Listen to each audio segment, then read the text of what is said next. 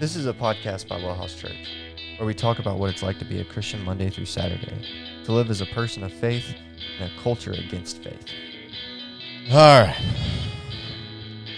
So let's talk about coping strategies for stress and trauma. Do it. But first, how's your day? I don't know. I hadn't had a chance to stop and think about my day yet. I hadn't had a chance to process. I literally, since I woke up this morning, I've been nonstop. So clearly busy. Very busy, but I'm trying to get out of the idea of saying that life is busy. Mm-hmm. Because John Mark Comer wrote a book, The Relentless Pursuit of Hurry. Yeah.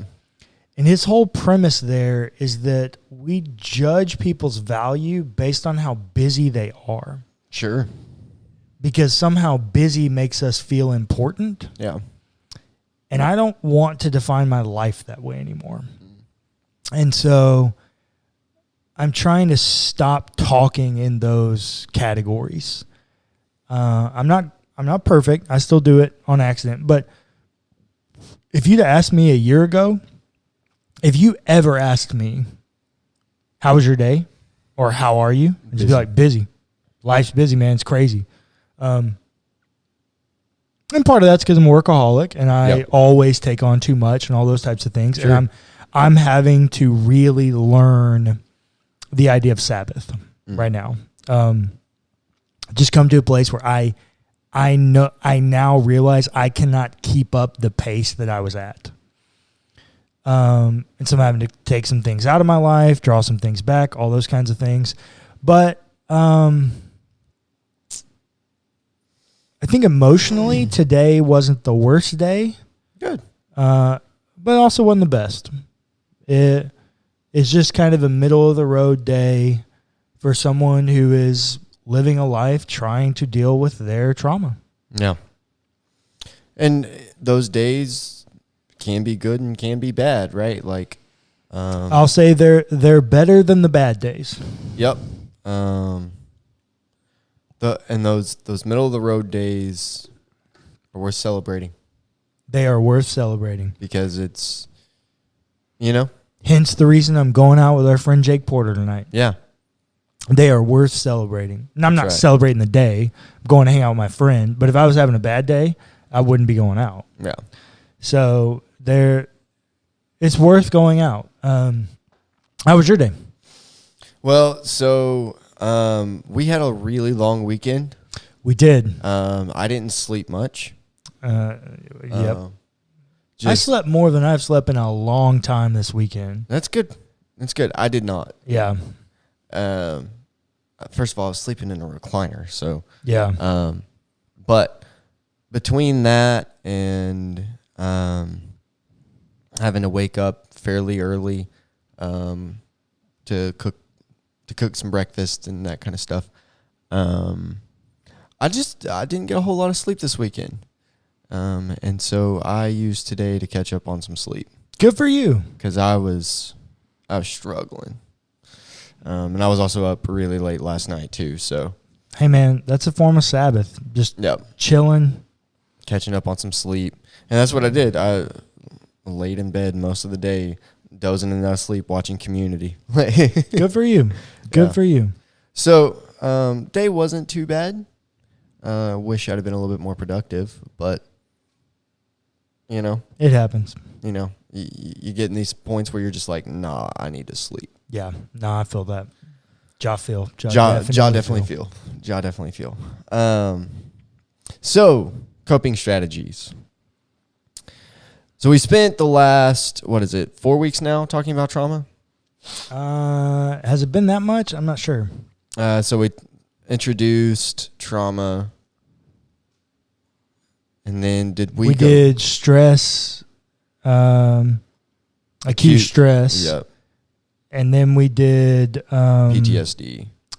So this would be week 4. So this is 4. Which is good because that's how long I wanted this talk about trauma to go. That means I've hit all the points I wanted to hit. But coping in any situation when you're dealing with trauma, it is naturally something you do. Yeah. You find ways to cope. You have to. Survival.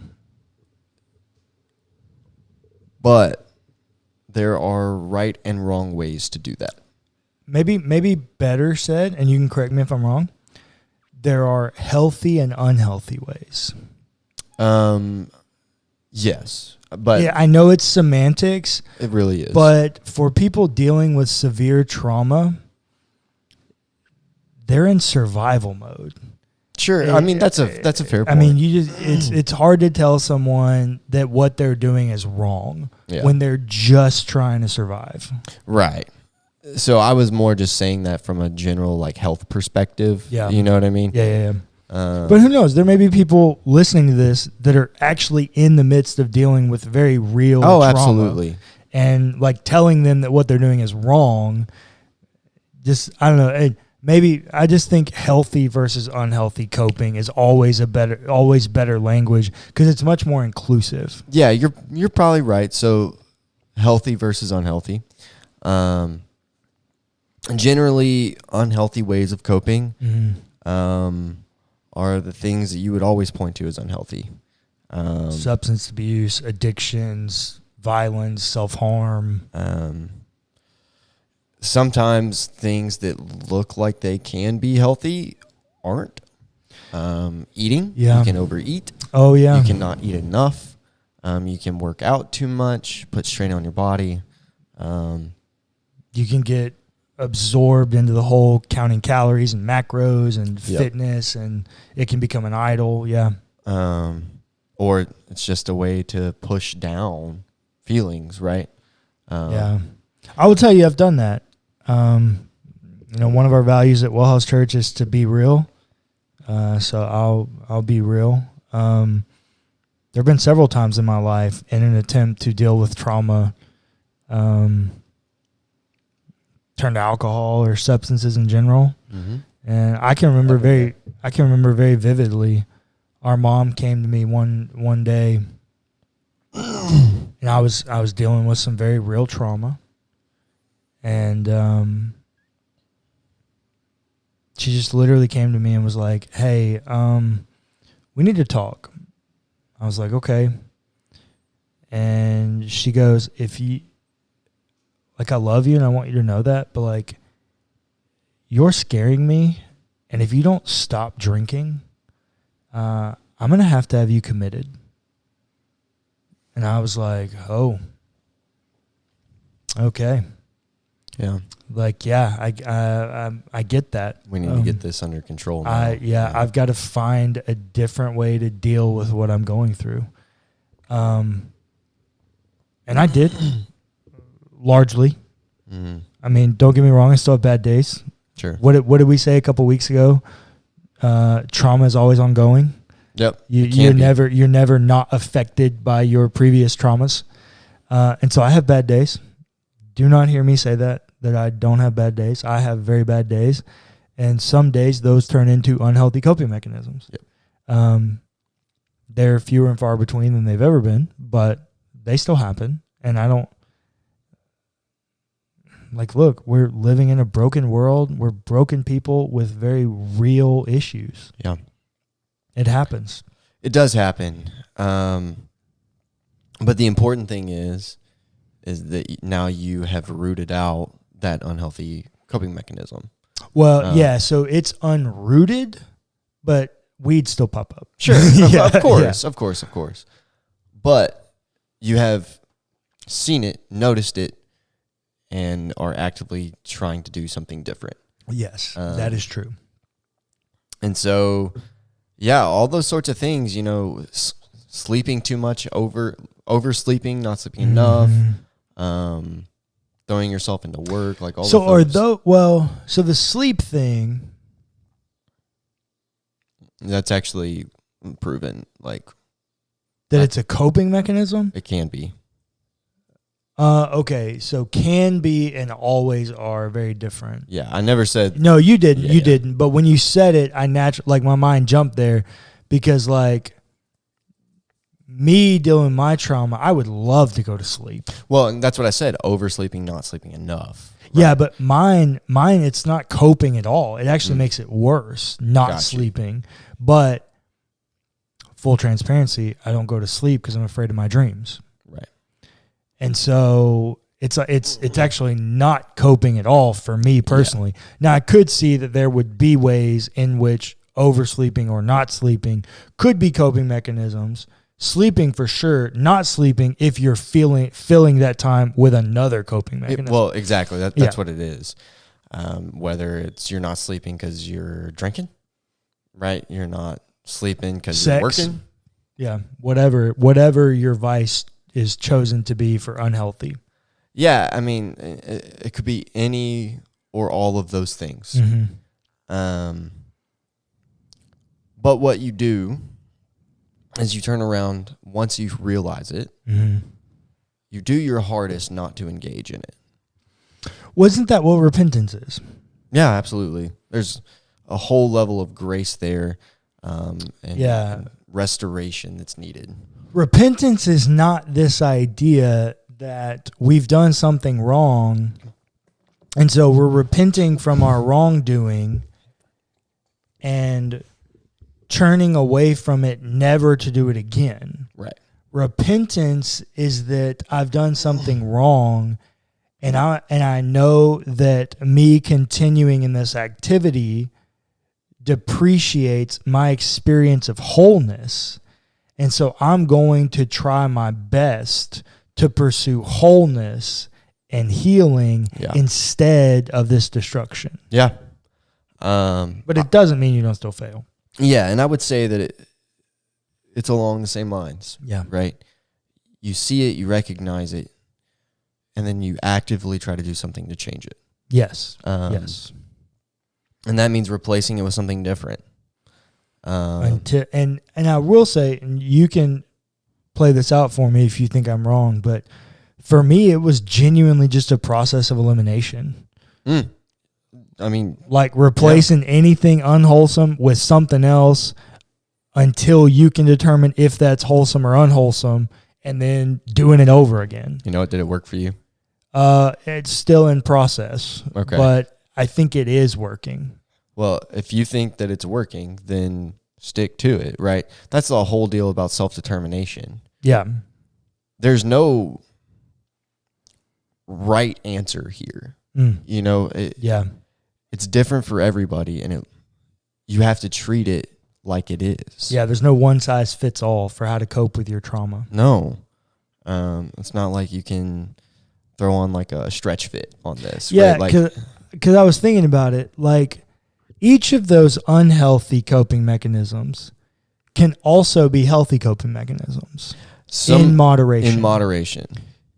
But at the same point, all of that is subjective to your trauma, also right? True. So if, and I've never heard of this happening, but if it happened, if you were at the gym working out and a fire broke out in your gym and you got trapped in the gym and the building fell in on you, that's a very traumatic experience, and you survived. Mm-hmm. You may never want to work out again because it's a trigger of your trauma. Yeah, and so that was actually something I wanted to get to. There is one thing that is generally always helpful. And as we have previously discussed, the things that you used to do that you no longer do, that's kind of a sign or symptom of somebody experiencing trauma. Oh, yeah. So a healthy coping mechanism is to get back in it. Yeah. It can be, right? Like that's a very good point, because I had not thought about that. We've had a lot of conversations about trauma at this point, but I had not thought about that dealing with my own trauma. I mean, you know this. Something I used to love to do is read. I haven't read a book in 5 months. Yeah.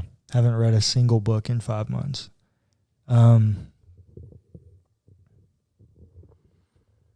Yeah. Returning to the things that once gave you joy. Going back to it can be a very healthy way to cope. It might be hard, especially if it comes with other things. Baggage, memories, triggers, whatever. Yeah. It can be hard, but it's definitely something you got to give a shot. Yeah. If it doesn't work, then it doesn't work, right? You move on from it. Yeah. But you have to try, because you can't sacrifice the things that once gave you joy. Yeah. For this trauma. Essentially what you're doing is you're letting this trauma take this place in your life, filling a hole that used to be for you reading. Yeah, you're just furthering the pattern of destruction by giving trauma the hold on the thing that used to bring you joy. Yeah, that's a really good point. I hadn't thought about that. So you take that with a grain of salt, walk with it, let it sit with you. But that is a thing. Another thing, for me, a way that I like to cope with stress and trauma is legitimately, if I'm like feeling really stressed out, I like to come home and watch comedy. Humor to lighten the stress of things is a big part of my self-care. It provides a light in a dark time. Yeah, for sure. It's temporary, right? But it is a way to cope. Yeah. Now, I do want to jump in here real quick and say that exercise is a good one, right? Yeah, so exercise has been the one that I recently turned to. Now, I used to love to work out. I was a very active athlete in high school and even in college. And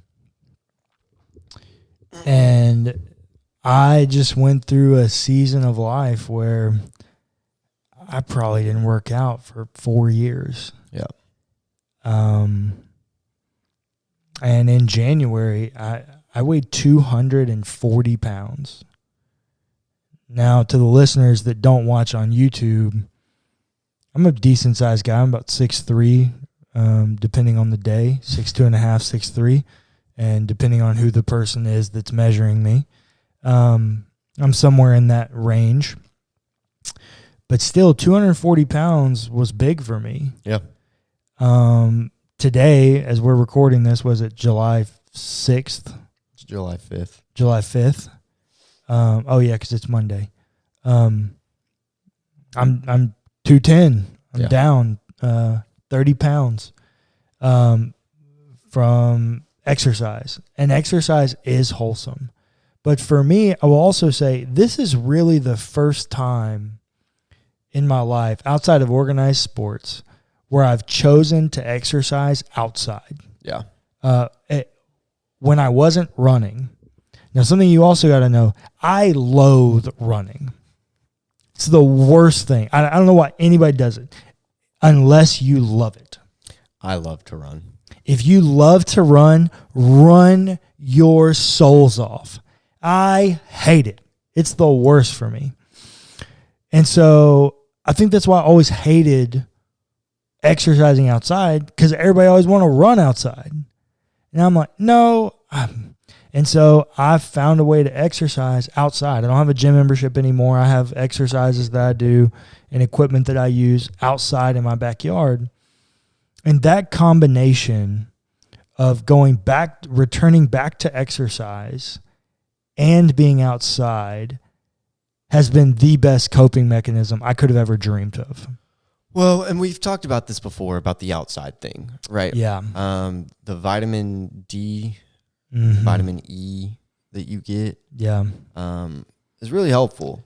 The experience of just not looking at the same stuff every day. Because if you really think about it, outside is always changing. Yeah. I mean, absolutely it is. I mean, who is that philosopher that said that you can't step in the same river twice? Oh, I don't know. He was a pre-Socratic. I know you're not super familiar, but No, pre-Socratic's not my vein. I can't remember his name right now, but the idea is that the world is ever changing. Yeah. Right. So you really can't step in the same river twice because it's constantly moving, constantly changing. Yep. And that's just true in general with life. Yep. And that's a hard thing to deal with when you're dealing with trauma, is that things are changing around you. Yeah. And your trauma has probably rooted you where you were when the trauma happened. And the world's changing and moving around you, and you can't understand why everything is moving on without you, you know? Yeah, well, and foundationally, at least in my experience, trauma in and of itself is an experience of change. Mm-hmm. Whether a change that's happened to you or because of you or something. Trauma is an experience of change. And so for me, the unhealthy ways of coping were when I was trying to not let the trauma change anything. I was concreting myself in and not letting the trauma actually have any direction on my life. But when you let go and you embrace that trauma has changed things, and now we must move forward in the change in a healthy way, I was able to go back and go, hey, there are changes that are outside of my control, as is my trauma, that it's okay for, like, you're safe embracing these changes. Like, this change can still be safe. Yeah. So we talked about a lot of what it looks like to cope, the healthy and unhealthy ways. But fundamentally, we always like to bring it back to scripture or tradition or of some sort. So listener, why don't you take a moment? We all have trauma of our own. Let's take a moment and let's pray a prayer of lament. Just look to God right now, wherever you're sitting. If you're in a car, don't look up. Look at the road. But take a moment and express your trauma. Talk to God about it. You don't even have to ask for an answer. If you're not ready for that, don't ask. But just express your trauma, express your frustration, and then give it to God.